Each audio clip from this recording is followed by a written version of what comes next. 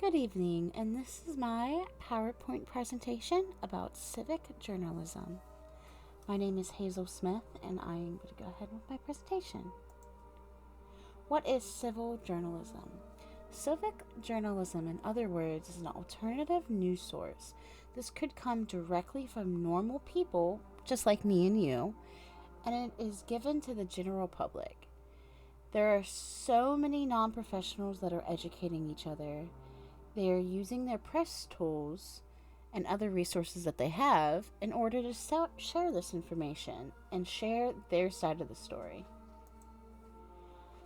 I'm going to be talking about the pros and cons of civic journalism on social media. 2 points, exploring the impact of social journalism on traditional media, and a study of civic journalism challenging the official truth. Those are my two resources. Pros of civic journalism on social media.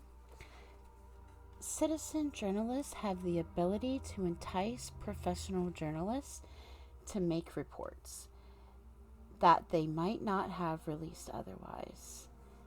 And this could be a way that we could hold those journalists accountable for what they're saying and the news that they are putting out, and also to not just let them use their own opinions as a means as of what news that they're going to release and what they might hold back from you, because we don't want our information to be held back or only viewed what they want. Citizen journalists will entice professional journalists to take more risks and be on top of their stories, or in other words, be on their toes when it comes to what they're going to be reporting. They're not just going to be reporting anything because they have that competition. Professional journalists can oftentimes be held back, and the company's bias could be a reason to blame, not always just their own personal bias. Journalists can report what professional journalists might not be able to. That goes again on those bias, but also certain companies might not want certain things to be said, and that's one of the things that are held back. To control censorship and not just what the company would be deemed accessible to be shown on their network, because a lot of people have funding in other places and they don't want to lose that funding.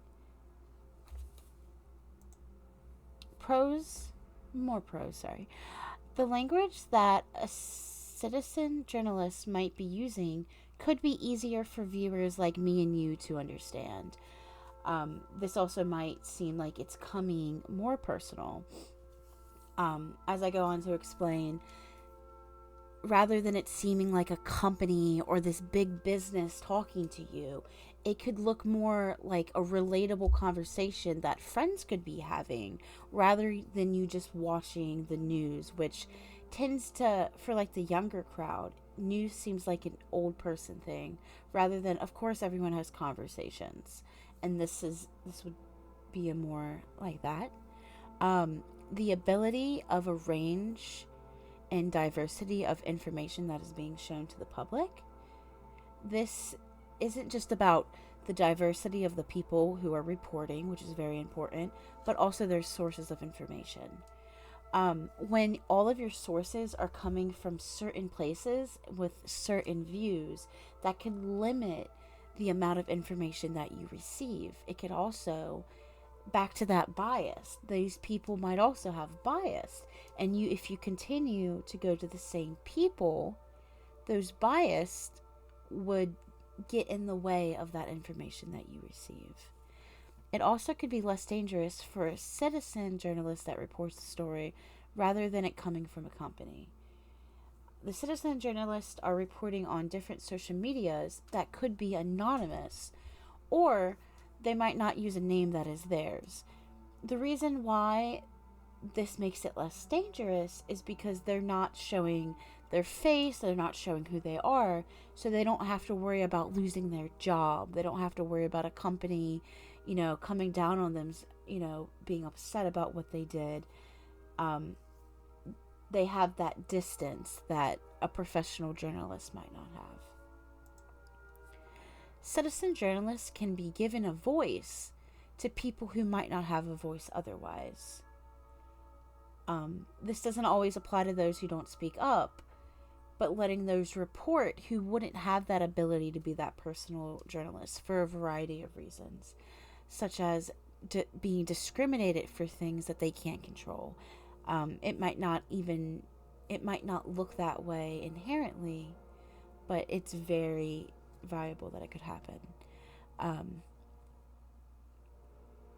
This is a way that is allowing citizen journalists to be able to fact check those professional journalists, and additionally to fact check that information that they are giving. When you are getting information, you always want to make sure that information is correct. So this gives them that ability to make sure that it's authentic information that is being shared. And they can also challenge that type of media to where they're not just accepting everything. They can, really speak their word out on it. Citizen journalists can give a voice not just to people, but to those local communities that might be overshadowed by other things that might be deemed more important by a major network. A lot of communities might not be shown because they might be going through extreme poverty or things that maybe that platform doesn't want to show. Because maybe you live in a great city overall, but a lot of cities have those areas where they are not as pretty as the rest of the city. So news channels might not be looking into those cities. They might be showing the better parts of it. Especially when it comes to, as I suggest here, the lower income communities that might not have the voice that they would like. This is a way that we could help those communities stay being heard. Citizen journalists can be showing how different areas are getting a variety of news. And this could be them truly showing the world around you, not just the world that they want you to see. It has been found multiple times that news sources will give out different reports depending on areas. So it might even be the same story, but one area will receive one type of report and the other area will receive the complete opposite. They're just trying to basically get on the same page as that person that they're reviewing to. And this could hinder a lot of people, because that if you're getting opposite sides, which side is the correct side? And it just has to do with their views, and they're trying to make it seem like you guys have the same views. But you want to make sure that you get the true side of that story, not just what they want to show you.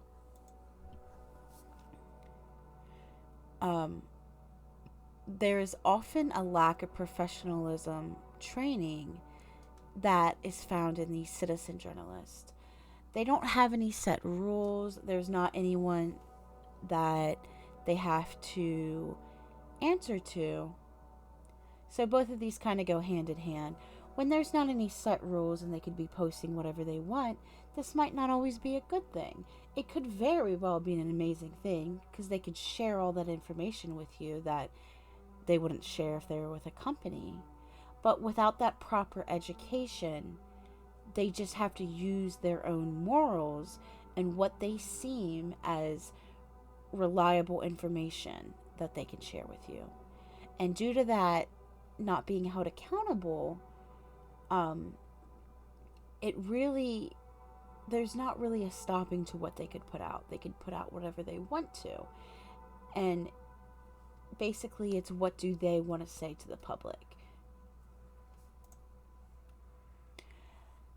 Citizen journalists can make it challenging to determine if they are a real journalist or a professional journalism. With more and more coming out each day, it can be really challenging to determine. There are so many sources online that may look like a news source, especially with things like TikTok, or it's short form videos. There's been times to where I've seen something and it's just like, oh my goodness, this is a news channel? And then you go to the account and it's clearly not. You always need to make sure that you are double checking to make sure who you're getting your information from. These sources that have been used by these citizen journalists might not be reliable sources, especially if they're not especially if they're not telling you where that information is coming from. It could just be from their buddy. It could be for something that they believe is reliable, and they might want to tell you the truth, but where they got their resources from was not reliable, so they are unfortunately spreading misinformation.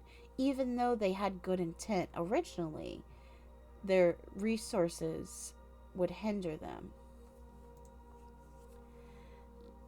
There is cons with more cons. The constant exposure that you might receive to the news that comes from both civic journalism and also professional. The constant flow of news can be great for keeping yourself updated with those current events. However, this could often have a negative effect on your mental health, and especially things with like depression and anxiety. It's so easy to be so consumed with everyone's life and what's going on in the world around us that we might hinder ourselves mentally.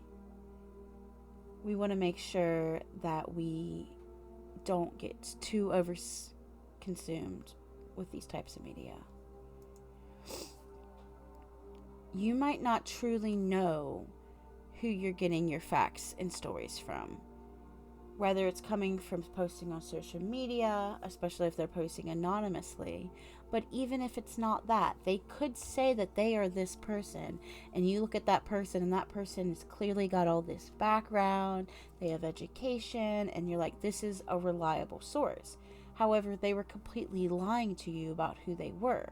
That, like, the face on that profile picture might not be that person. It's so hard to make sure that you're being told the truth, so you don't want to just take it just because they look reliable. You have to make sure that they are. Social media and how it connects to their users. A lot of times on platforms such as Facebook or Twitter or even TikTok, you might believe that you have built this community that will be your friends and your followers, and you might see these people as someone you can connect with, especially if they're following you back. So you might use this as a means to believe them more, and that can definitely be a con because you shouldn't just believe everything. But basically, my overall sum of when it comes to citizen journalists is that there could be many reasons as of why you should believe or also shouldn't believe them. There never should be a reason that you should blindly believe anything that you are told.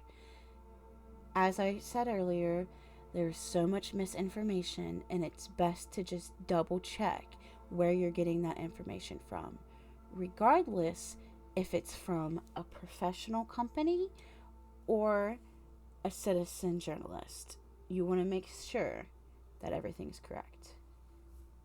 I want to thank you for your time. These are my citations, and I hope that you have a great day.